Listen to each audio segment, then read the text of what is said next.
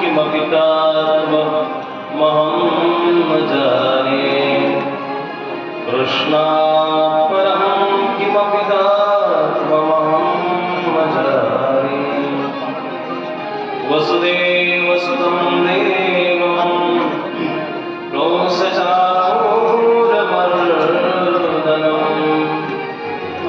देवकी परमानन्दं कृष्णं वन्दे जगद्गुरुं सर्वोपनिषदो गावो दुग्धा गोपालनन्दना पार्थोऽस्य सुधीर्भोक्ता दुग्धं गीतामृतम् एकं शास्त्रं देवकी पुत्रगीतं मेको देवो देवकी पुत्रैव एको मन्त्रस्तस्य नामानि यानि कर्मापेकं तस्य देवस्य सेवा कर्मापेकं तस्य देवस्य सेवा।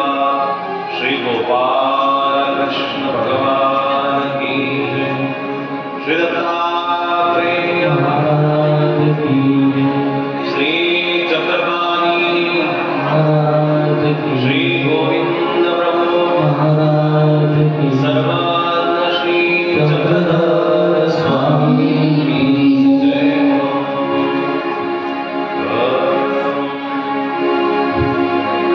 कृष्ण गोपाल हरे जय दीन दयाल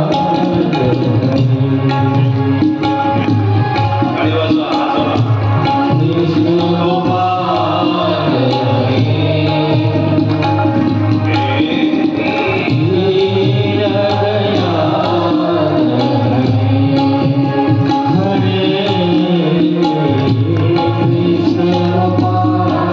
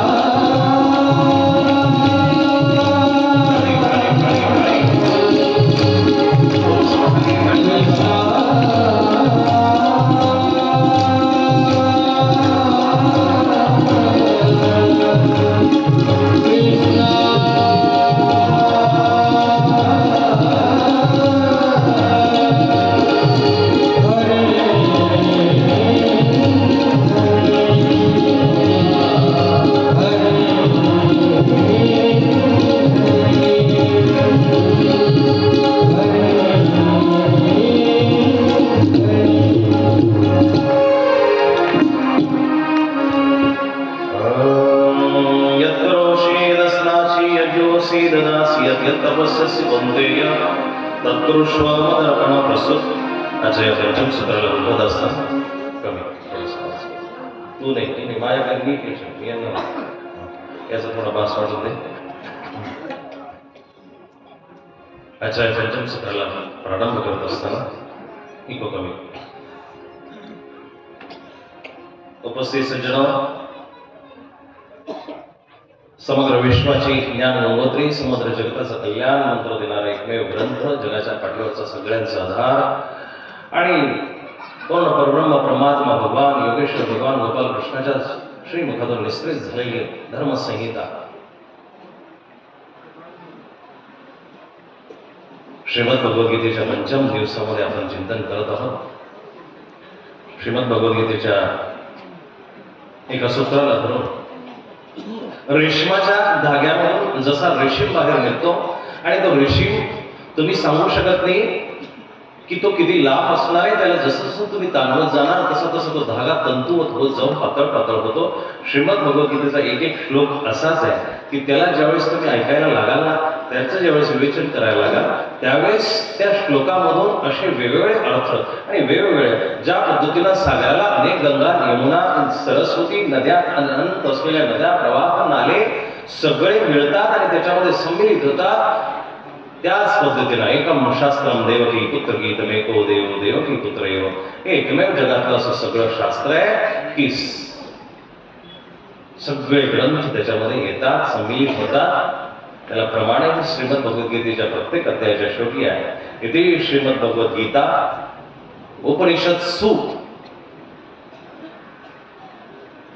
आपण शेवटी म्हणत असताना श्रीमद भगवद्गीता सु उपनिषद सु असं म्हणतो. संस्कृतचा नियम असा आहे, स शब्द जो असतो, स शब्द सकारावाचक जरी असला तर स स जोशो रू हे संस्कृतचं सूत्र आहे आणि त्या सूत्राने त्याला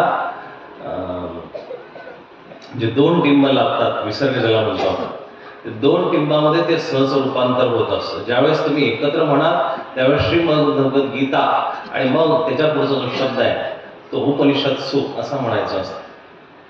श्रीमद भगवद्गीता उपनिषद सु म्हणजे उपनिषदामधून आलेली. बरेचसे लोक प्रश्न करतात महानुभाव संप्रदाय हा थोडासा वेगळा आहे, महानुभाव संप्रदाय इतर ग्रंथाला, इतर धर्माला, इतर संप्रदायाला मानत नाही. पण महानुभाव संप्रदायाचं तत्व एका शब्दामध्ये, एका वाक्यामध्ये जर सांगायचं ठरलं, नीर शीर निवडती तया महानुभाव बोली जेती. ज्या दुधामध्ये पाण्याचं,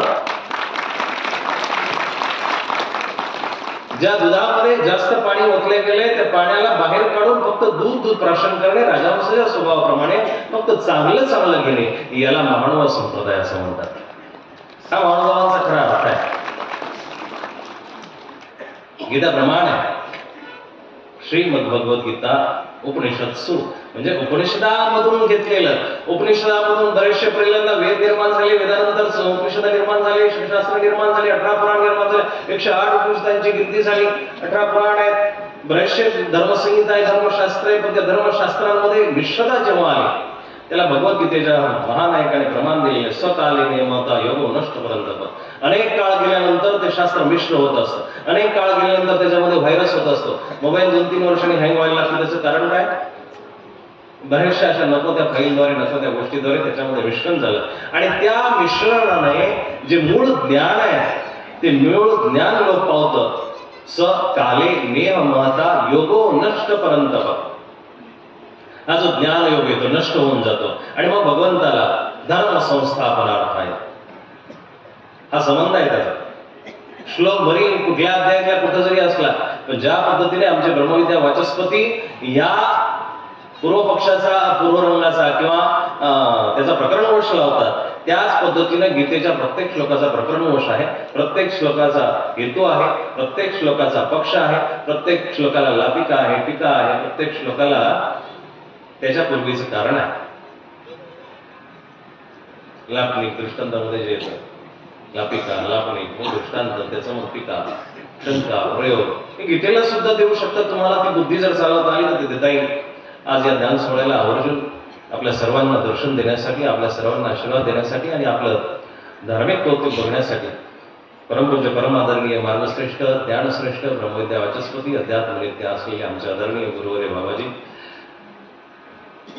चोरंगी स्थानावरून आलेले ब्रह्मविद्येला ज्यांना माणसांपर्यंत, सामान्य माणसांपर्यंत आणि तळागाळातल्या माणसांपर्यंत, स्त्री वर्गापर्यंत कसं पोहोचायचं ही उत्तम अशी कला आणि उत्तम अशी त्यांची निश्रिता वाणी त्यांना प्राप्त झालेली आहे. आदरणीय बाबांना दंडवत करतो. परमपूज्य परम आदरणीय प्रकादेशात आमचे स्नेही मार्ग हितचिंतक हिवरगावचे बाबाजी या ठिकाणी आदरभावाने उपस्थित आहे. परमपूज्य परम आदरणीय वैरागी बाबा या ठिकाणी उपस्थित आहे. सचिन दादा, आदरणीय संचालक दादा, आदरणीय कुटुंब निवासी असलेले आश्रमाचे संचालक दादा, तुम्ही सर्वच माझे हितक्ष आहात, मार्गदर्शक आहात.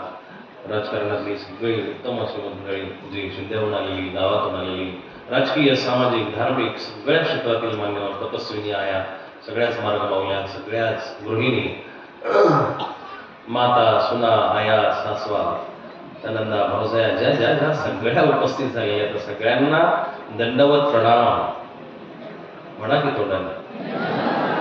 कोटमगाव नगरीचे जर काही माणसं उपस्थित असतील तर लक्षात घ्या, हा ज्ञान सोहळा या ठिकाणी सुरू होत असताना या ज्ञान सोहळ्यातून दोन गोष्टी शिकून जातो मी.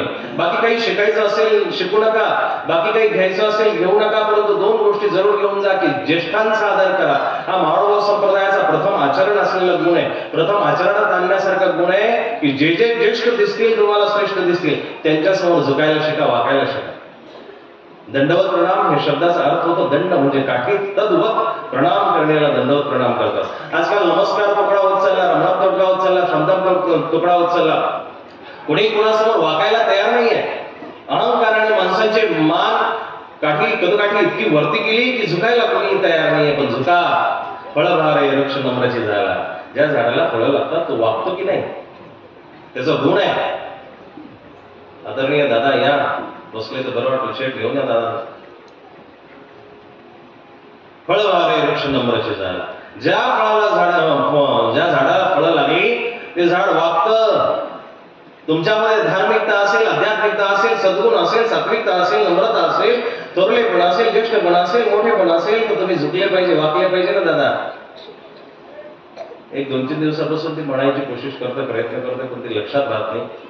वेळ निघून जातो आणि दुसरंच गोष्टच काहीतरी येतं. जो खानदानी रईस है ओ लिहाज रखते हैं नर्म अपना. खानदानी जी माणसं मोठी असतात त्यांचा लिहाज म्हणजे वागणं, बोलणं, स्वभाव जो आहे ना तो नरम असतो, झुकलेला असतो, नम्र असतो, वाकलेला असतो. बघा ना, अहो ज्यावेळेस तो राकेश झुंझुनवाला पंतप्रधान मोदींना भेटायला गेला, 65,000 कोटीच्या साम्राज्याचा माणूस ज्यावेळेस भेटायला गेला आणि भेटायला गेल्यानंतर नेटकऱ्यांनी त्याला ट्रोल केलं. म्हटलं एवढ्या मोठ्या माणसाला भेटायला गेला, त्याने कपड्याची इस्त्री करून जायला पाहिजे होतं, कपडे व्यवस्थित घालून जायला पाहिजे होतं. लोकांना जोपर्यंत माहिती नव्हतं तोपर्यंत लोकांनी ट्रोल केलं. मग खाली कोणीतरी कमेंट लिहिली त्या ट्विटरवरती की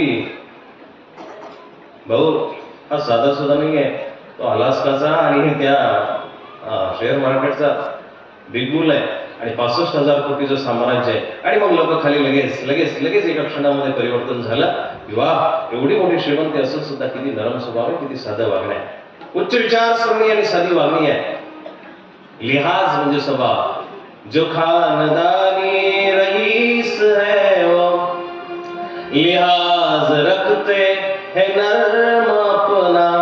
तुम्हारा लहजा बता रहा है, तुम्हारा लहजा बता रहा है, तुम्हारी दौलत नई नई है. तुमच्या वागण्या बोलण्यातून दिसत असतं की तुम्ही नवीन श्रीमंत झालेले की जुने खानदानी श्रीमंत आहात. वागणं बोलणं माणसाचं त्याच पद्धतीनं प्रतिध्वनित होत असतं, प्रतिलिपित होत असतं की जसा तो पाठीमागून आलेला आहे.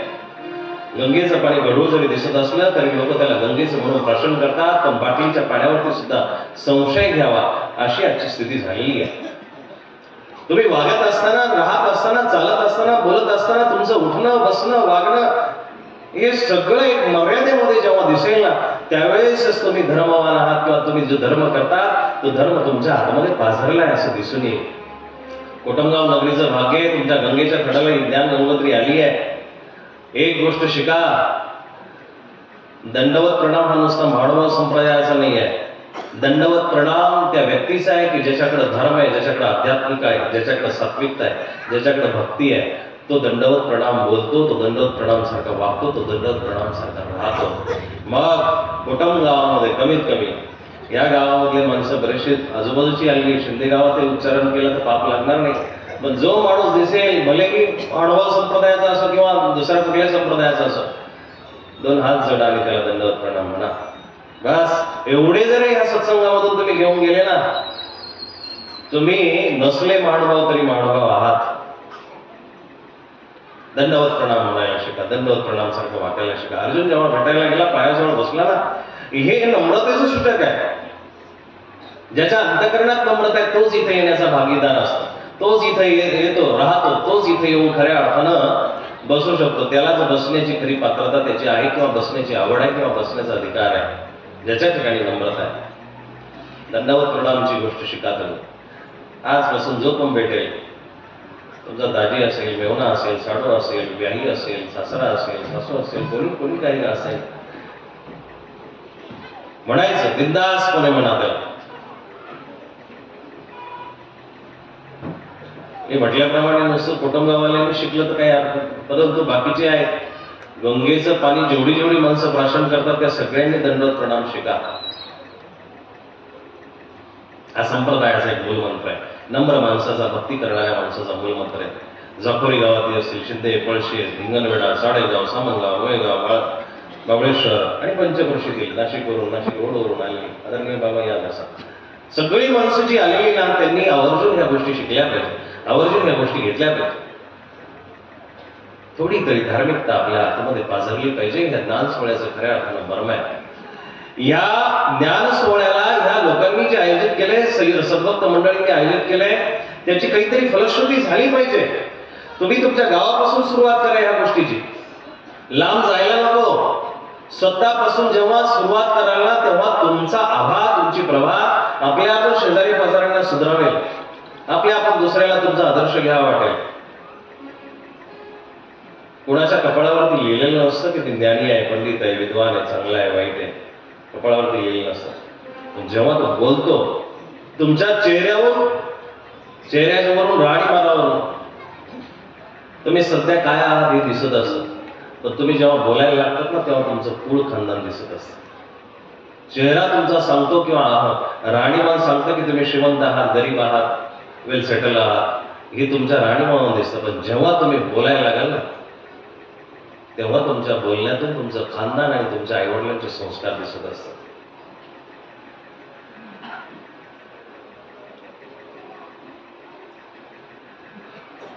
चांगलं बोला आहे. ऐसी वाणी बोलिए मन का अपार होय, और अनगाव शीतल करे आपहू शीतल होय. अशा पद्धतीनं आपल्याला बोलणं चालणं शिकावं लागेल.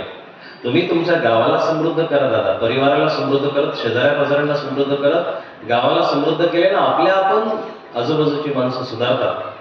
चंदनाच्या झाडाला ज्या पद्धतीनं सांगावं लागत नाही की मी सुगंधवान आहे, त्या पद्धतीनं तुमचं गाव सुधारलं. 2-3 गोष्टी.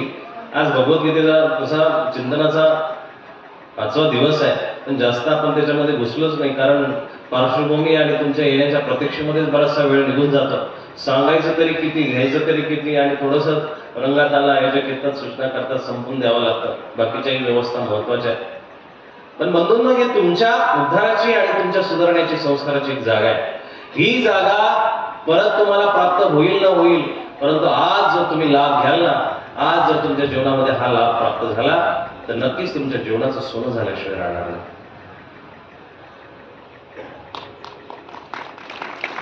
उशिरा लक्षात आला, तुझा आवाज उशिरा पोहोचते.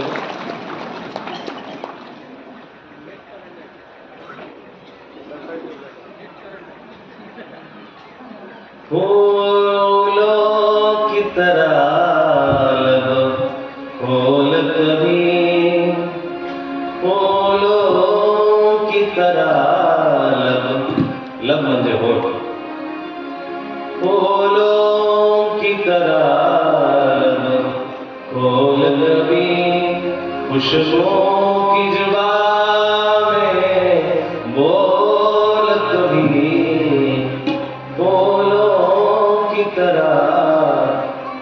अशा पद्धतीनं जसं फुल उमलतं ना, सावकाशपणे तुमचं तोंड उघडलं पाहिजे, दुसऱ्याला ऐकून घेण्याची भावना तुमच्यामध्ये जागृत झाली पाहिजे. तेव्हाच तुम्ही कुठंतरी धर्म करताय हे प्रतीत होईल. पहिली गोष्ट सांगितली दंडवत प्रणामची, दुसरी गोष्ट सांगितली आज तसा श्लोक प्लस पुढचा घ्यायचा आहे. पण आपण आपले धर्म पहिल्यांदा समजून घेणं गरजेचं आहे. धर्मक्षेत्रे कुरुक्षेत्रे या शब्दाला सांगत असताना धर्माची व्याप्ती खूप मोठी आहे. तुम्हाला कळलेला धर्म तुम्हाला खऱ्या अर्थानं कळला का? तुम्ही ऐकलेला धर्म तुमच्या अंतःकरणामध्ये आला का? हेही महत्वाचं आहे. संप्रदायाचे तुम्ही कुठल्याही असा, कुठल्याही छताखाली तुम्ही बसा दादा. बघा काही अन्य सांप्रदायिक मंडळी पण इथं बसलेली, मला सांगावंसं वाटतं दादा. दोन माणसं आहेत, सकाळी सकाळी फिरायला येतात. त्या दोघांच्या हातामध्ये कुत्रे आहेत. सकाळी सकाळी फिरायला निघाले, दोघांच्या हातामध्ये कुत्रे सैर करायला निघाले, फेरफटका मारण्यासाठी. आता झालं असं, तो तिकडच्या गावाहून येतोय, हा इकडच्या गावाहून येतोय. तो तिकडच्या गावाहून आला, हा इकडच्या गावाहून आला. दोघं मध्यभागी भेटले आणि भेटल्यानंतर त्यांनी त्याला नमस्कार केला, दंडवत केला, यांनी मला नमस्कार केला आणि दोघं मस्तपैकी शेकाट करून बोलायला लागले. इतकं मस्त दोघं बोलताय. पण गंमत अशी आहे, त्याच्याही हातामध्ये कुत्रे, याच्याही हातामध्ये कुत्रे. त्या कुत्र्याने जेव्हा ह्या कुत्र्याला बघितलं, त्यांनी जोरजोरात मुंकायला सुरुवात केली.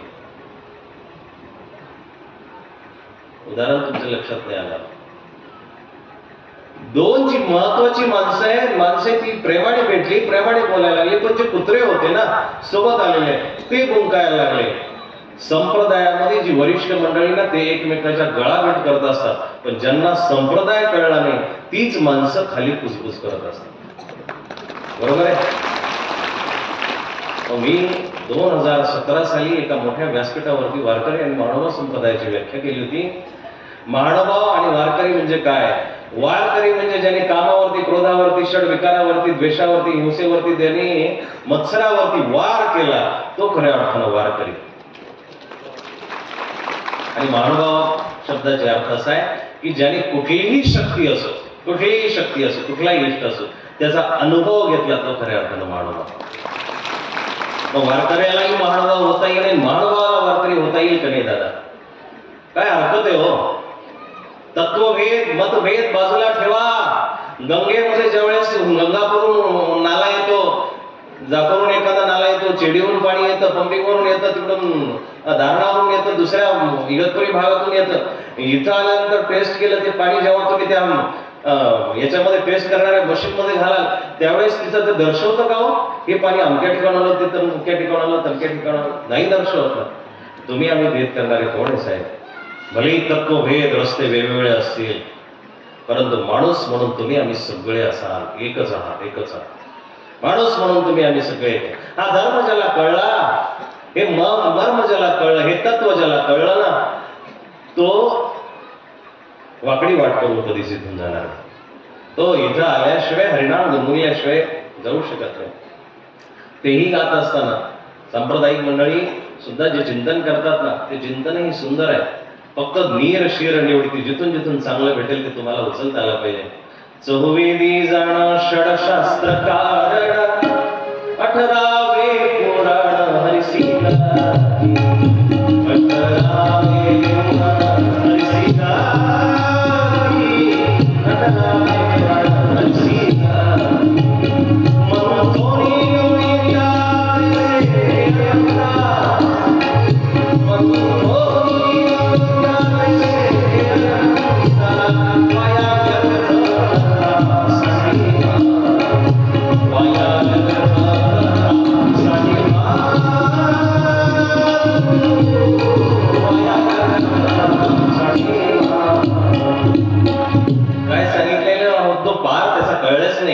कळला नाही, म्हणून त्याच्यापर्यंत पोहोचण्यासाठी सगळे प्रयत्न करताय. मानवा पंथाचा प्रयत्न फक्त पुढचा आहे, अग्रेसर आहे. मानवाने तो प्रयत्न केलेला आहे आणि मानव संप्रदायाने गीतेला प्रमुख करून, ब्रह्मविद्या शास्त्राला प्रमुख करून त्या पारब्रह्म परमात्म्याचा पार सगळ्या लोकांसाठी महावाक्याच्या रूपाने या ठिकाणी खुला केलेला आहे. महावाक्याच्या रूपाने या सगळ्यांसाठी तो परब्रह्म कसा हवा, जीव कसा असावा, प्रपंच कसा असावा, परमात्मा कसा आहे, देवता कशा आहे, हे सगळं कळण्यासाठी इथं महावाक्याचा हा गाड घातलेला. आपल्या धर्माचा अभिमान तुम्ही ठेवणं गरजेचं आहे. आपल्या धर्माचा जर अभिमान नसेल, मग एक गोष्ट पहिली, गाव थोडंसं प्रबोधनही महत्वाचं आहे साहेब. तुम्ही सगळे प्रतिष्ठित मंडळी आली गावातून, धर्म म्हणून तुम्ही मान हलवत असाल, पण तुमच्याकडून काही सामाजिक जबाबदारी आहे ते तुम्ही पार पाडल्या पाहिजे. पहिली गोष्ट, तुमच्या गावामध्ये व्यसनाधीनता कमी करा. दुसरी गोष्ट, प्राण्यांची जर तुमच्या गावामध्ये हिंसा होत असेल तर ती बंद करा.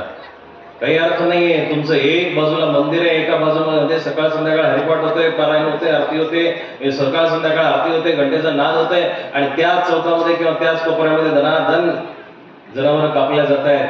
तुम्ही कसले प्रमुख आहात? गाव गाडा चालवत असताना कठोर व्हावं लागलं तरी चालेल, पण त्या ठिकाणी तुमच्याकडून कुठल्याही निरपराधपणाचा बळी नाही गेला पाहिजे. हा सगळ्यांनी संकल्प घ्या. 1 महिन्याभरापर्यंत नव्हे, पूर्ण आयुष्यापर्यंत. आणि मग भगवद्गीता त्याला प्रमाण देते दादा. प्रत्येक गोष्टीचं साहेब बेजूरकर आणि उजाळा दादा प्रत्येक गोष्टीला प्रमाण आहे. पण काय आहे, थोडीशी अज्ञ सुज्ञ अल्पज्ञ मंडळी इथं असल्या कारणानं सगळ्याच गोष्टी मला उलगडून सांगता येत नाही. यत् करोषी यदस्नाशी यज्जोसी ददासी. जे तुम्ही करता ते तुम्हाला परमात्म्याला अर्पण करता आलं पाहिजे. राजकारण असो, समाजकारण असो, दुसरं कुठलंही तुम्ही कार्य करत असाल, ते परमात्म्याला अर्पण करण्यासाठी तुमच्याकडून तयार झालं पाहिजे. आणि मग ते करत असताना पवित्र असेल तरच परमात्मा स्वीकारेल त्याला. काय जर त्याच्यामध्ये पवित्रतेचा गंध नसेल, अपवित्र गोष्ट, एखादा फटीक म्हटला की नाही मी लोकांसाठी करतो, मला काही त्याचं घेणं नाही, मी पैसे घेतो आणि लोकांना तुकडे करून देतो, दादा ते अर्पण करून चालेल का? गटारीमध्ये किती अत्तराच्या बाटल्या शिडकल्या शिंपडल्या तरी त्या गटारीचा दुर्गंध आल्याशिवाय राहत नसतो साहेब. नीट लक्षात घ्या. घाण ती घाणच आहे, चूक ती चुकच आहे. आणि निरपराध प्राण्यांचा ज्यावेळेस तुम्ही बळी घेता, अधर्मावी भवात कृष्ण प्रदूषंती कुलस्त्रिय. भगवद्गीतेच्या आता उत्तरार्धाला, पहिल्या अध्यायाच्या उत्तरार्धाला जात असताना अधर्म शब्द इथं आलेला आहे. धर्म तुम्ही ऐकला, पण अधर्मही तुम्हाला लक्षात आला पाहिजे. नुसता धर्म करून चालणार नाहीये. तुम्हाला तुमची घाणही लक्षात आली पाहिजे. झाडत असताना कचराच नसेल तर नुसतं झाडण्याचं सोंग करून काय अर्थ नाही. कचराही तिथं जिथं असेल तिथं झाडा. भलतीकडेच आपण फोटो काढण्यासाठी झाडत असाल तर त्याला स्वच्छता म्हटल्या जाणार नाही. ही गोष्ट स्वच्छ करणं गरजेचं आहे की आपण आपल्या काळामध्ये, मग कोणी प्रतिनिधी असेल, लोकप्रतिनिधी असेल, गाव प्रतिनिधी असेल, देश प्रतिनिधी का असे ना, पण आपल्या काळामध्ये बेजुबान, निरपराध, गोरगरीब, दुबळ्या लोकांवरती अत्याचार होता कामा नये. तरच तो माणूस त्या समाजाला चालवणारा प्रतिनिधी आहे आणि तरच तो प्रतिनिधी म्हणण्याच्या अधिकाराचा. तरच नाही तर मस्तपैकी ज्याच्यातून फायदा होतो, जिथून टॅक्स भेटतो, जिथून काही वस्तू भेटतात, पैसे भेटतात, मान भेटतो, सन्मान भेटतात, आणि मग चुकीच्या गोष्टीला तुम्ही नका करू दादा. अहो नवीचे 10वीचे पोरं हातामध्ये घेतात आणि संध्याकाळची डुलत चालतात, 12 वाजेपर्यंत चौकामध्ये बसतात आणि 17 ते 25 वर्षाच्या अपराधी लोकांचं आता प्रमाण वाढलेले ते ह्याच कारणामुळे. तुम्ही जर गावाचे प्रतिनिधी असाल, तुम्ही तिथल्या परिवाराचे प्रतिनिधी असाल, तर तुम्ही एक प्रकारे पिता आहात, त्या गावाचे तुम्ही संचालक आहात, त्या गावाचे तुम्ही निर्माते आहात, त्या गावाचे तुम्ही एक प्रकारे सृजक आहात. ते करत असताना तुम्हाला ही जबाबदारी पाळता आली पाहिजे की आपल्या गावामध्ये चुकीची माणसं राहता कामा नये, आपल्या गावामध्ये चुकीची माणसं कार्य करता कामा नये. प्रयत्न तर करा ना. देवाच्या काळामध्ये सुद्धा रावण होता, देवाच्या काळात कंस होता, देवाच्या काळामध्ये राक्षस होते, पण त्याचा नायनाट त्यांनी पहिल्यांदा समजून सांगण्याचा त्याला प्रयत्न केला. जेव्हा तुमचा समजून सांगण्याचा प्रयत्न विफल होईल त्यावेळेस त्याला कर्मफळ देईल आपल्या आपण नंतर, ती नंतरची गोष्ट आहे. पण तुम्ही जर मुख्य असाल, मोठे असाल तर प्रयत्न करायला काय हरकत आहे. शिशुपाळाला देवाने 100 शिव्या माफ केल्या. सुरुवातीला तो शिव्या द्यायला लागला, भरपूर शिव्या दिल्या त्याने. कृष्ण भामटा आहे, कृष्ण चोरटा आहे, कृष्ण दुर्विचारी आहे, कृष्ण लालची आहे, काय काय बोलला असेल. शिशुपाल बोलला आणि बोलल्यानंतरही कृष्ण त्याला बोलले नाही की तू बाबा थांब, तू चुकीचं करू नको, तू असं बोलू नको, बोलले नाही. ते त्याचं ऐकून घेत राहिले, ऐकून घेत राहिले. पण शेवटी जेव्हा त्याचा अपराध डोक्याच्या वरती चढायला लागला ना, त्यावेळेस भगवंताने साम दाम दंड वेद सगळ्या नीती वापरून त्याचा नायनाट केला, त्याला संपवून टाकले. तुम्ही फक्त मान सन्मान मिळवण्यासाठी पदस्थ होऊ नका, मोठे होऊ नका. मोठ्या माणसाचं लक्षण असं आहे, बडा हुआ तो क्या हुआ, जैसा पेड़ खजूर पंछी को छा लागले फल लागले तिथूर. हे मोठ्या माणसाचं लक्षण आहे, मोठ्या माणसाचं लक्षण आहे. मोठा त्यालाच म्हणावं की ज्याला आपल्यापेक्षा लहान असलेल्या प्रत्येक माणसाला हाताशी धरून वागता आलं, ज्या माणसाला आपल्या शेजारी बसलेला माणूस त्याला लहान वाटून देणं, हे मोठ्या माणसाचं लक्षण आहे. मोठा तोच आहे की ज्याला सगळं काही सांभाळता आलं. दगडाला घाव सोसल्याशिवाय देव पण येत नाही साहेब. दादा थोडेसे घाव आपल्याला ह्या समाजाचे सोसावे लागतील, निंदा सोसावी लागेल आणि ती निंदा सोसता सोसताच आपल्याला मोठं पण येणार. दैवी संपत्ती 16व्या अध्यायातली ती सांगत असताना 16व्या अध्यायातल्या दैवी संपत्ती असलेल्या माणसाचे 26 गुण आहेत. तुम्हाला ते 26 गुण ऐकण्यासाठी भूषणदादा परत एकदा कथा घ्यावी लागेल 7 दिवसाची, तेव्हा ते 26 गुण ऐकले जातील. त्यातला एक गुण असा आहे की निंदो अथवा भजो, निंदो अथवा वंदो काही घेणं देणं नाही, मी माझं चांगलं करत राहणार आहे. एखादा माणूस हातामध्ये दादा की हातामध्ये धान्याची एखादी गोणी घेऊन चालला आणि वावरातून शेतातून चाललाय, त्या गोणीला एवढंसं छिद्र असू द्या आबा दादा, एवढंसं छिद्र आहे आणि तो गणी घरी घेऊन चाललेला आहे. आता रस्त्याने तिथं वावरातून चालता त्या गोणीतून 2-4 दाणे पडतायत रस्त्याने चालता चालता, आणि तो घरी घेऊन गेला. घरी गेल्यानंतर बघितलं त्याने की गोणीला थोडंसं छिद्र पडलं, पण गळालं किती, मुठभर गळालं, मुठभर गळाला. पण पाऊस पडला आणि 2-3 महिन्याने बघितलं की ते पूर्ण तास ते बाजरीचं किंवा ज्वारीचं उभं राहिलं. एवढंच पेरलं परंतु पूर्ण उभं राहिलं आणि मग त्याला आनंद झाला बघून. त्यांनी ते परत जेवढं त्यांनी घेऊन गेला होता त्याच्या दुप्पट कदाचित त्याला तिथून प्राप्त झालं. चांगलं तुम्ही नकळत जरी पेरलं ना, ते 1000 पटीनं तुम्हाला भेटत असतं, 1000 पटीनं उगवणार आहे ते चांगलं. म्हणून चांगलं करायला काय हरकत आहे हो, चांगलं करा. कष्टाची बरी भाजी भाकरी तूप साखरेची चोरी नको.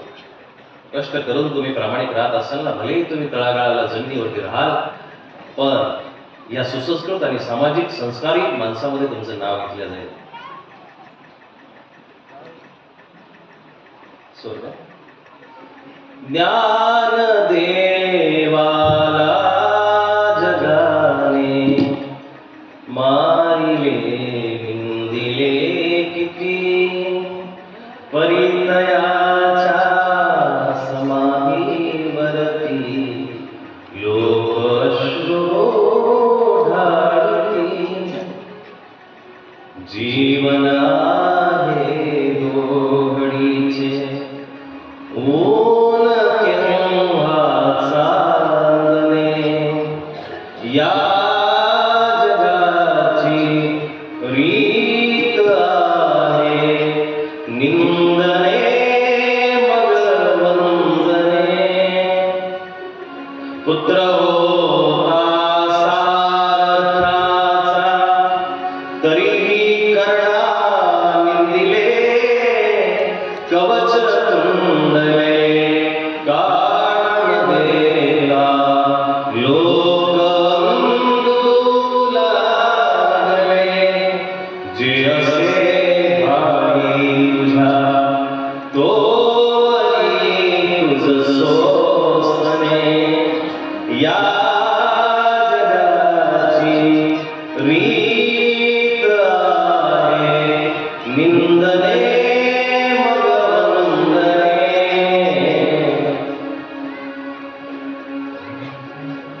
निंदिती हे लोक जरी विसरते निंदने, या जगाची रीत आहे निंदने मग वंदने. कर्णाने कवचकुंडला काढून दिली. कवचकुंडला काढून दिल्यानंतर जे त्यांनी कानातले कुंडल आणि छातीचे जवळ कवच काढून दिलं, लोक तेव्हा त्याला दानी समजायला. त्याच्या अगोदर त्यांनी काय दान केलं असेल, काय नाही केलं असेल, कमी केलं रे, किती दान केलं. अहो ज्ञानदेवाला पहिल्यांदा आळंदीमध्ये ज्यावेळेस अंघोळ करायला आली, लोकांनी वारलं, काढून दिलं, हुसकावून लावलं. संन्यासाची पोरं तुम्ही कशाला इथे येतं, तुम्ही अंघोळ करायचं इथे पात्रतेचे नाहीये म्हणून त्या ज्ञानदेवाला तिथून काढून दिलं. पण जेव्हा ज्ञानदेव समाधीसाठी तिथं आले, लोकांनी स्वतःच्या हाताने ती इंद्रायणी साफ केली आणि तिथं त्या आळंदीमध्ये समाधीसाठी त्यांचे पाय धुतले आणि त्यांना समाधीला प्रवृत्त केलं. सुरुवातीला तुम्हाला विरोध होणार, प्रत्येकाला होणार, प्रत्येकाला होणार. पण एकदा का तुम्ही पुढे निघून गेले ना, सुरुवातीला विरोध आहेच, प्रत्येकाला आहे. चांगल्या माणसाला विरोधक आणि रस्त्याला गतिरोधक असतात आणि खाली लिहिलं होतं गीतेचं सार. आता गीतेच्या टायमाला गतिरोधक होते का, स्पीड ब्रेकर होते? गीतेच्या नावावरती खपवणारी मंडळी. पिकांचं प्रमाण द्यायचं राहिलं तर शेवटी आलं आपलं. आयोजक मंडळींनी गडबड केली. प्री वेडिंग शूटिंगचं प्रमाण सुद्धा द्यायचं होतं मला. ते द्यायचं असं राहिलं की ते अश्लीलता आणि ते चाळे आपण करतो ना, ते चाळे बंद करा. संस्कृतीला तुम्ही धोका पोहोचत असाल आहे, त्याचं भगवंताने निराकरण केलेले, भगवान गौतम कृष्णाने ही गोष्ट निराकरण केली, मना केली. त्याला प्रमाण आहे की गोपी ज्यावेळेस आंघोळीला जातात, निर्वस्त्र आंघोळ करतात, आणि तो बालकृष्ण त्याला त्यावेळेस ती गोष्ट कळली, माझ्या आईसारख्या बहिणीसारख्या आहे, आणि यांना शोधतं का पुढं भविष्यामध्ये यांच्याकडे माणसं कुदृष्टी टाकतील, आणि कुदृष्टी टाकल्यानंतर हा समाज विभत्स होईल, अश्लील होईल, चुकीचा होईल. म्हणून तो गेला, गपचिप गेला, झाडाच्या पाठीमागून गेला. त्यांनी जिथं वस्त्र ठेवली ती वस्त्र उचलली आणि वरती जाऊन बसला. तिथंच त्यांनी मना केलेली आहे की नग्नता अश्लीलता समाजाला घातक आहे. आयांनो, बहिणींनो, तुम्हाला घालायची 10,000ची, 20,000ची, 50,000च्या साडीचा अड्ड घ्या, पण कपडे फाटके तुकडे कपडे घालून तुमचं सौंदर्य तुम्हाला नेमकं दाखवायचं कुणाला हेच मला कळत नाही. तुम्ही ज्या पतीसोबत आहात किंवा ज्याच्यासोबत कमिटेड आहात, त्याच्यासाठी तुमचं सौंदर्य आहे, त्याच्यासाठी तुमचं वैभव दिसलं पाहिजे. आणि तुम्ही त्याच्यासमोर आवाळं गबाळं राहणार, त्याच्यासमोर कधी मेकअप नाहीये, त्याच्यासमोर कधी तोंड पुसणार नाही, कधी काही शृंगार करणार नाही, आणि बाहेर निघाले की मग शृंगार करत जाणार. याला कुठला न्याय? म्हणजे तुम्ही जगासाठी दाखवताय ना. स्वतःसाठी जगा, स्वतःसाठी जगा. स्वतःचं आयुष्य स्वतःला सुंदर करता आलं पाहिजे, आणि तुमचा चेहरा पाहिल्यानंतर तुम्हाला प्रसन्न वाटलं पाहिजे. पण काही बाया आजकाल म्हणतात की बाबा मला माझा चेहरा पाहिल्यावर वाटतं की मी 2-4 थोबाडीत खायच्या लायकीची, पण माझा नवरा मला सांभाळून घेतोय, त्याचं विचारायचं काहीतरी ऋण आहे माझ्यावर, म्हणून तो सांभाळून घेतोय. नाही तर माझं जर तोंड बघितलं ना, मलाच वाटतं मीच 2-4 थोबाडीत माझ्या द्याव्या. स्वतःवरती प्रेम करायला शिका.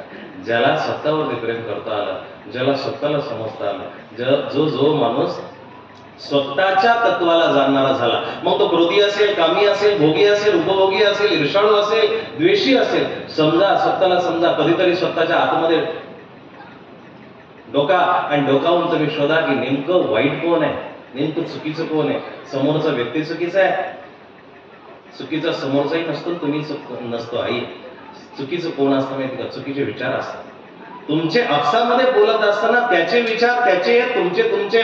पण तुम्हाला असं वाटतं मी जर पती असेल तर माझे विचार तिला मान्य केलं पाहिजे, तुम्हाला वाटतं मी जर पत्नी असेल तर माझे विचार त्यांनी मान्य केले. नाही, विचार फक्त मांडायला शिका. मान्य करो अथवा न करो हा समोरच्याचा व्यक्तिगत प्रश्न आहे. आणि ज्या प्रेमामध्ये स्वातंत्र्य नसेल ते प्रेम विकतचं आहे, ते प्रेम बांधिलकीचं आहे, ते प्रेम पिंजऱ्यामधलं प्रेम आहे. त्याला मुक्त प्रेम, स्वतंत्र प्रेम म्हणता येणार नाही. पक्षी त्या पिंजऱ्यामध्ये बसतो, पण सोन्याचा पिंजरा जरी त्याला मोडून टाकत असेल, पण त्याच्या पंखातलं बळ त्यांनी काढून टाकलं. त्या पिंजऱ्याला अर्थ काय? आकाशी झेप घेरे पाखरा तोडी. आपल्याकडे वेळ कमी हो, प्रमाण प्रत्येक मिनिटाला प्रमाण. कायचा मूड आहे आज थोडासा, पण झाले 45 मिनिटं झाली. आयांनो, कळलं का? 42 मिनिटं होऊन गेली. किती ऐकायचं? संपायचं आता 8 वाजले तर चालू द्या. बरोबर आहे, मी 10 वाजले तुम्हाला, पण ते असं स्वतःचा धर्म तुम्हाला जपता आला पाहिजे. स्वतःचा धर्म आणि स्वतःचं जीवन तुम्हाला समजलं पाहिजे, तरच त्या जगण्याला अर्थ आहे. स्वतःवरती ज्याला प्रेम करता आलं ना, तो माणूसच ईश्वरावरती, दुसऱ्यावरती, लोकांवरती प्रेम करू शकतो. तरच बुरा जो देखन मैं चला. मला ते सांगायचं होतं की दुसऱ्याचा आपण दुर्गुण बघण्यापेक्षा स्वतःला समजा थोडंसं. स्वतःमध्ये वाईट, आणि आजकाल मनाची संकुचितता इतकी वाढत चालली, नॅरो माइंड पद्धत इतकी वाढत चालली आहे, संकुचित माणसं इतकी व्हायला लागली, दुसऱ्याचं ऐकून घेण्याची पात्रताच नाही आहे. एका मिनिटामध्ये म्हणजे त्याचं कारणही मीडिया आहे बरं का. मीडियावर त्याचं कारणही मीडिया आहे. काय झालं, पहिला जो पिक्चर होता म्हणता, तो चित्रपट निघाला, तो 6-7 तासाचा होता. पूर्वी जेव्हा पिक्चर निघाला 6-7 तासाचा पिक्चर होता. नंतर तो 5 तासाचा झाला, नंतर 3 तासाचा झाला. इतका कमी होत गेला. आणि कमी झाल्यानंतर 3 तासाचा पिक्चर सुद्धा जुन्या काळामध्ये लोक चित्रपट आवर्जून बघायचे. हळूहळू तो चित्रपट बारीक होत गेला. मग तो 2 तास 20 मिनिटाचा झाला, मग 2 तासाचा झाला, 1 तास 80 मिनिटाचा झाला, 60 मिनिटाचा झाला, 30 मिनिटाचा झाला, मग नंतर 1 तासाचा झाला, 1 तासाचा होऊन अर्धा तासाचा झाला, अर्धा तासाचा 15 मिनिटावाला, 15 मिनिटाचा 7 मिनिटावाला. शॉर्ट फिल्म आली. शॉर्ट फिल्मचंही रूपांतर बारीक होत गेलं. शॉर्ट फिल्मवरती अत्याचार झाले, आणि मग ते फिल्म शब्द निघून गेला, आणि फक्त शॉर्ट्स राहिला. आणि शॉर्ट्स आले फक्त 15 मिनिटाचे, आणि 15 सेकंदाचे, 30 सेकंदाचे, अर्ध्या मिनिटाचे. बस 60 सेकंदामध्ये माणूस रील वरती करतोय, 60 सेकंदामध्ये तो रडतोय, 60 सेकंदामध्ये तो हसतोय, 60 सेकंदामध्ये तो गाणं गातोय, 60 सेकंदामध्ये तो क्रोधी होतोय, 60 सेकंदामध्ये लगेच दुसऱ्या माणसाला जज करतोय. काय कसं काय कळेल? आणि मग तुम्हाला थोडंसं शास्त्रीय कारण सांगतो. जर स्त्रिया, मुली, लहान मुलं जर त्या रीलला, शॉर्ट्सला, कुठल्या छोट्या छोट्या त्या फितींना बघत असाल तर लक्ष देऊन ऐका. तुमच्या हार्मोन्स वरती अत्याचार करणारे ते चित्र आहेत. हार्मोन्स इन्बॅलन्स करणारे ते चित्र आहेत. रडण्याचा एक हार्मोन्स असतो, गाण्याचा एक असतो, बोलण्याचा एक असतो, आणि ते मेंदूमधून स्राव होत असतात. पण 30 सेकंदामध्ये तुम्ही रडले, 30 सेकंदामध्ये हसले, 30 सेकंदामध्ये तुम्ही क्रोधी झाले, 30 सेकंदामध्ये तुम्ही निर्विचारी झाले. तुमच्या मेंदूवरती तणाव यायला लागला, दाब यायला लागला, आणि मग तुम्ही 10 सेकंदामध्ये फ्रस्ट्रेट होता, 10 सेकंदामध्ये लगेच खुश होता, 10 सेकंदामध्ये झालं ते ज्या तुमच्या समस्यात निर्माण होतात ना, अमक्या ढमक्या पिशवडी, अमकं डमकं काय जे असेल हार्मोनचे, ते याचंच कारण आहे. याचंच कारण आहे. चुकीचं बघू नका. क्रोधाला गिळायला शिका, कामाला गिळायला शिका, ईर्ष्येला गिळायला शिका. बुरा जो देखन मैं चला बुरा न मिला कोई, मैंने मुझ में देख लिया मुझसे बुरा न कोई. आपल्या आतमध्ये शोधा. ज्यावेळेस तुम्ही चुकीचं आचरण करता तुमच्या मनावरती परिणाम होतो, आणि मन बिघडलं की सगळं बिघडलं. मनावरती सगळे. मन जर तुमचं ताब्यात असेल, खाण्याच्या, पिण्याच्या, बोलण्याच्या बाबतीत वादही होणार नाही, विवादही होणार नाही, आणि कुठला सुसंवाद वाढेल आणि तो संवाद वाढणार. बोलण्याची भाषा आपण शिका. गीतेनं वाणीचं तप जेव्हा सांगितलं त्यावेळेस ती वाणी स्थिर असली पाहिजे, सुंदर असली पाहिजे, रसमयी असली पाहिजे, धीरगंभीर असली पाहिजे. ती वाणी तुमची ज्यावेळेस अशा पद्धतीला बोले, जेव्हा फुलं की तर बोल कधी फुलासारखं कधी बोलता आलं पाहिजे आपल्याला. धर्म शिका. चांगल्या पद्धतीने तुम्हाला धर्म करता आला, धर्माचा भेदाभेद काढून टाका, आणि भेदाभेद काढून तुम्ही धर्माला खऱ्या अर्थानं समजून जर घेतलं तरच या महावाक्याचं आणि सोहळ्याचं खरं फलश्रुती आहे, खरी फलश्रुती. अधर्म वाढत चाललाय, तो चुकीचा अधर्म प्रत्येकाच्या घरापर्यंत कोणी खाणारे पिणारे मंडळी बसलेले असाल तर बघा, बसलेले असाल तर ऐका. आजपासून संकल्प घ्या, कुणाच्याही जीवनावरती अत्याचार करायचा तुम्हाला बिलकुलही अधिकार नाहीये.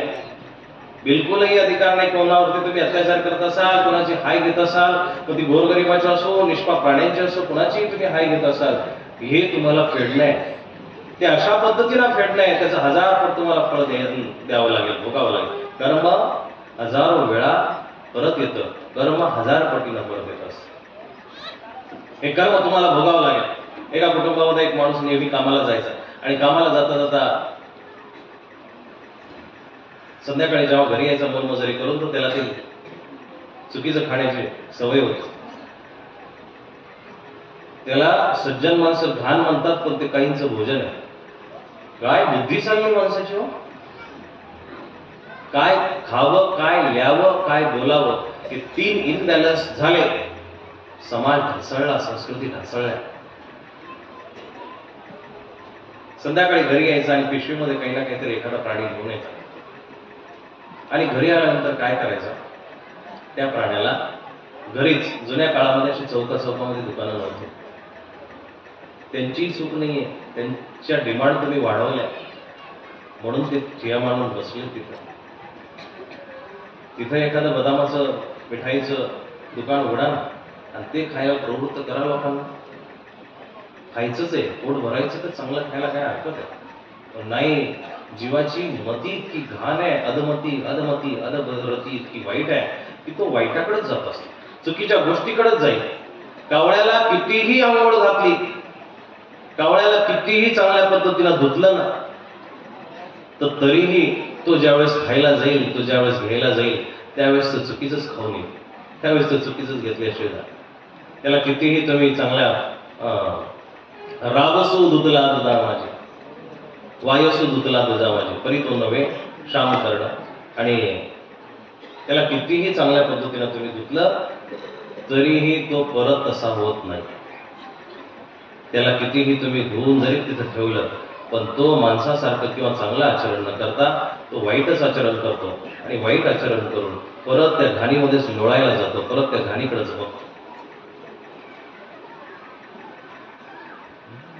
तुम्हाला कितीही चांगलं सांगून तुम्ही इथं चांगले शिकवण्यासाठी सांगण्यासाठी बसलेले आहात आणि तुमच्या सगळ्यांसाठी इथं चांगलं एक प्रदर्शन भरवलंय, धर्माचं संस्काराचं केंद्र इथं या ठिकाणी उभारलेलं असताना सुद्धा तुम्हाला जर चांगलं ऐकावं वाटत नाही, हा आयोजकांचा दोष नाहीये, हा तुमच्या कुबुद्धीचा दोष आहे. तो माणूस दररोज जायचा आणि घेऊन यायचा, घाण काहीतरी घेऊन यायचा, घरावून घेऊन आला की तिथं त्या घरामध्ये सगळ्यांच्या लेकरांच्या समोर त्या प्राण्याला समोर ठेवायचं आणि कापायचं, त्याच्यावरती हत्यार चालवायचं. त्या घरामध्ये एक 8 वर्षाचं पोरगं होतं, एक 2.5 वर्षाचं पोरगं होतं, एक 4 महिन्याचं पोरगं होतं. त्याला 3 लेकरं होती. घरामध्ये नवरा बायको, त्याची ती 3 लेकरं, आजी आजोबा, असा सगळा परिवार राहतो.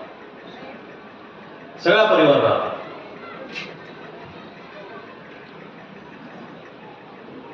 आज मेणबत्तीची आरती आहे का? नाही. मग काय वेळेत संपवतो. 8:12 झाले, 8:15 संपवतो. आणि मग तो घेऊन यायचा, घेऊन आल्यानंतर व्हायचं काय, तो तिथं समोर ठेवायचा, त्या लाकडाच्या तुकड्यावरती ठेवायचा आणि लाकडाच्या तुकड्यावरती ठेवल्यानंतर त्या लेकरांसमोरच तो त्याच्यावरती चाकू चालवायचा, तुकडे करायचा, त्या पत्नीकडे द्यायचा. ती लेकरं ती बघायची आणि बघता बघता एक दिवस त्या 8 वर्षाच्या पोराला जवळच बसवलेलं होतं. त्याला म्हटलं, पप्या हे दिसतंय ना, हे काय मी आणलेलं? हो पप्पा दिसतंय. जो XYZ प्राणी असेल दिसतंय, त्याला असं करायचं असतं बरं का, अशा पद्धतीनं त्याचं स्वच्छ करायचं, अशा पद्धतीनं त्याच्यावरती चाकू चालवायचा. तो त्याला शिकवत होता. त्या पोराने बघितलं आणि बघितल्यानंतर एक दिवस असं झालं की ती 2-3 पोरं ती खेळत होती. ते 8 वर्षाचं पोरगं आणि 2.5 वर्षाचं पोरगं छतावरती खेळत होती दोघं. खाणारे पिणारे मंडळी कोणी बसलेली असेल तर ऐका, खूप चांगला सुंदर दृष्टांत आहे. आणि मग ते 8 वर्षाचं पोरगं तिथं वरती खेळत होतं, 2.5 वर्षाचं खेळत होतं आणि खेळता खेळता त्या 8 वर्षाचं पोरगं त्या 2.5 वर्षाच्या पोराला म्हटलं की दादा, आपण आहे ना जसं पप्पा संध्याकाळचं ते करतात ना, त्या प्राण्याला आणतात आणि त्या चाकू चालवतात, तशा पद्धतीने आपण खोटं खोटं वरती खेळू. छतावरती दोघं बसलेले खेळतायत, ते खोटं खोटं खेळू. मग खोटं खोटं कसं खेळायचं? म्हटलं, मी तुझे कपडे फाडीन आणि तू ते जसं प्राणी ओरडतो तसं तू ओरडायचं. मी तुझ्यावरती ते चाकू लावेल आणि मग तो प्राणी जसं किंकाळतो तसं किंकाळायचं. आपण खोटं खोटं खेळू. दोघांनी ठरवलं. मग खोटं खोटं ठरवल्यानंतर त्या मोठ्याने खालून चाकू घेऊन आला आणि खोटं खोटं हा त्याच्या पाठीमागं पळतोय. जसं तो प्राणी त्याला ज्यावेळेस अंतकाल समोर येईल त्यावेळेस तो जसा घाबरतो पळतो, तसं ते पूर्व पुढं पळायला शेवटी त्यांनी धरलं आणि धरल्यानंतर त्याला खाली पाडल्यानंतर खोटं खोटं त्याचा शर्ट फाडला गेला. तर शर्टात तो पोरगा खाली 2.5 वर्षाचा पोरगा हसतंय.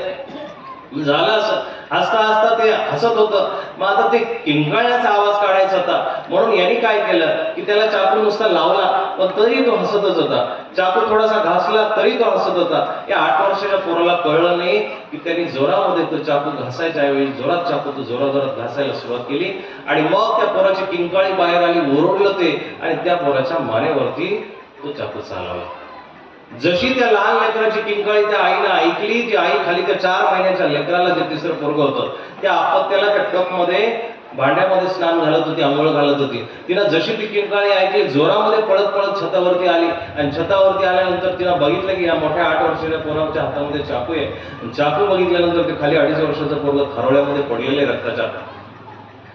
ती जवळच एक लाकूड पडलेलं होतं, ते लाकूड तिला घेतलं आणि त्याला मारायला निघाली. त्या मोठ्या पोराला 8 वर्षाच्या पोराला वाटलं की आता आई आपलं काय सोडत नाही, आई आपल्याला मारल्याशिवाय सोडत नाही, म्हणून ते इकडं तिकडं पळायला लागलं. छतावरती होतं आणि मग आईच्या हातातून मार खाण्याऐवजी आपण वाचावं यासाठी त्यांनी त्या पोराने छतावरून रस्त्यावरती उडी मारली. खाली रस्ता होता, डांबरी रस्ता होता, त्या रस्त्यावरती ते पोरगं पडलं, मेंदूवरती पडलं, रक्ताच्या थारोळ्यामध्ये ते गतप्राण झालं. पण झाली गंमत अशी आहे, कहाणी कर्माची कहाणी इतकी विचित्र आहे. ती बाई त्या 4 महिन्याच्या लेकराला खाली आंघोळ घालत होती. त्या आंघोळ घालता वरती आवाज ऐकला म्हणून ऐकली. ते 4 महिन्याच्या पोराला कुठे टपामधून बाहेर पडता येते, ते पाण्यामध्ये होतं आणि ह्या पोराला वाचवण्याच्या नादामध्ये ती पटकन खाली गेली. बघितलं तर 4 महिन्याचं लेकरू त्या पाण्यामध्ये बुडून गेलं. ही कर्माची कहाणी आहे. जर अडीतीनं चुकीच्या पद्धतीनं एखाद्या प्राण्यावरती अत्याचार करत असाल, एखाद्याचा बळी घेत असाल, एखाद्या निरपराध प्राण्याला जर तुम्ही मारत असाल, हे अशा पद्धतीने हजारो कोटीला कर्म तुमच्या वाट्याला येणार आहे. तुम्ही म्हणाल की आम्ही विकत घेतो, अमकं करतो, तमकं करतो, नाही चालत. देवाच्या दारामध्ये तुमच्या चालण्याचा, बोलण्याचा, खाण्याचा, पिण्याचा, उठण्याचा सगळा हिशोब आहे. डाव्या हातावरती कर्म बसलेले, एक डाव्या हातावरती चित्रगुप्त लिहायला बसलेले त्याचं सेवक, एक उजव्या हातावरती बसलेला, ह्या हाताने पुण्य कराल पुण्य लिहिल्या जाईल, या हाताने पाप कराल पाप लिहिल्या जाईल.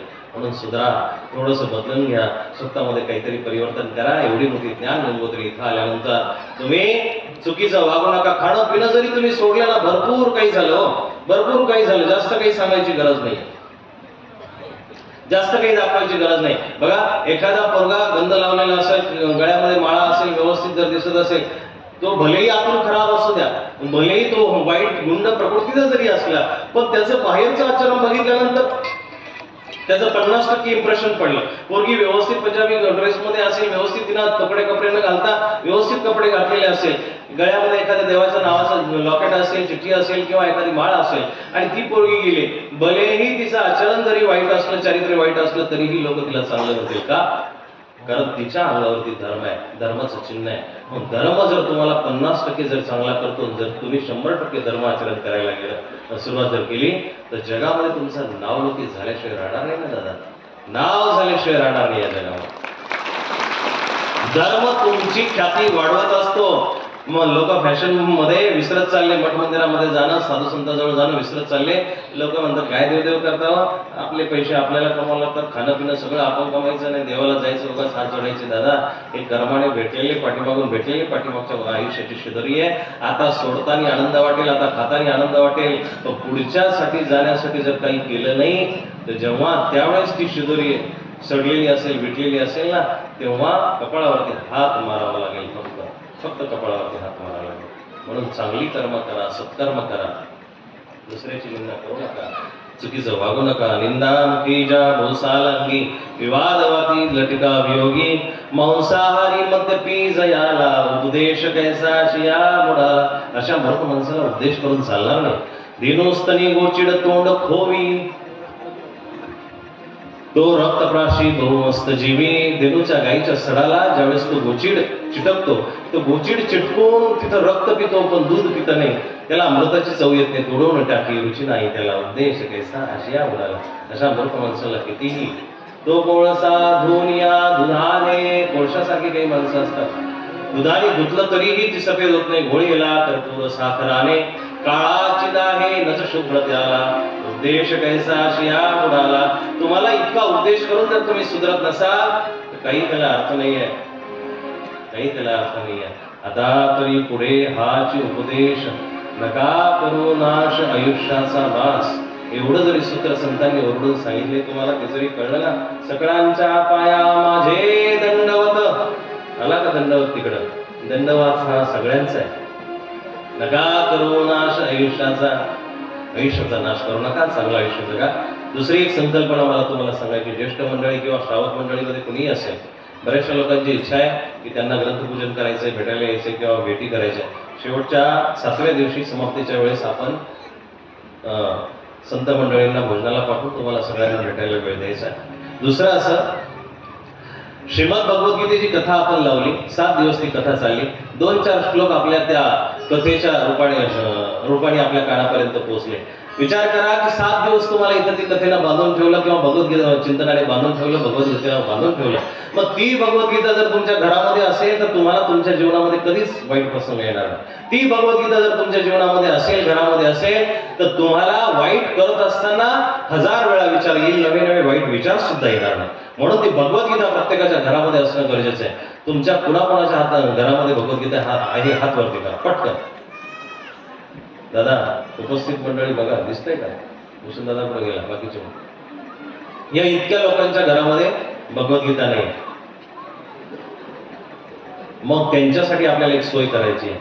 5 रुपयाला भगवद्गीता भेटते फक्त, बरं का? हो शेठ, दादा, सावकार कोणी असतील मंडळी प्रतिष्ठित, 5 रुपयाला ती भगवद्गीता भेटते. 100 गीता घेतल्या का 500 रुपयाच्या, 1000 घेतल्या का 5000 रुपयाच्या. त्या आपल्याला 7व्या दिवशी वाटायच्या आहे. कोणीतरी असा सज्जन तयार व्हा, त्या गीता 1000 गीता जर समजा 700 800 1000 माणसं इथे उपस्थित असतील, प्रत्येकाच्या घरामध्ये या महावाक्य सोहळ्याच्या निमित्ताने गीता घराघरापर्यंत पोहोचली पाहिजे. असा कोणीतरी एक सज्जन तयार व्हा. एकाला नसेल व्हायचं 2ला व्हा, 3ला व्हा. संध्याकाळी 12-12 वाजेपर्यंत जे बिलं येतात तुमचे ते 4-4 5-5 आकड्याचे बिलं असतात, 6-6 आकड्याचे असतात. हे बिल एवढंच थोडं काही, पण कृष्ण अर्पण केलेलं हे जे बिल आहे ना, हे बिल तुमच्या अनंत चुकीच्या बिलांना माफ करणारं बिल आहे. म्हणून भगवद्गीता एखाद्या चांगल्या सज्जनाच्या मार्फत आणि हस्ते आपल्याला वाटायचे. 7व्या दिवसाची ती तयारी करा. कोणीतरी एक सज्जन त्यांनी या 10-5 मिनिटांमध्ये जरी नाव दिलं तरी चालेल, किंवा उद्या जरी नाव दिलं तरी चालेल, त्यांच्यातर्फे आपण या भगवद्गीतेच्या कथेच्या समाप्तीला श्रीमद भगवद्गीता वाटूया, एवढं आपल्या सगळ्यांना आवाहन करतो. आणि शेवटचा गजर घेतो आणि मग तुम्ही आपली सूचना करा. गोविंद बोलो हरी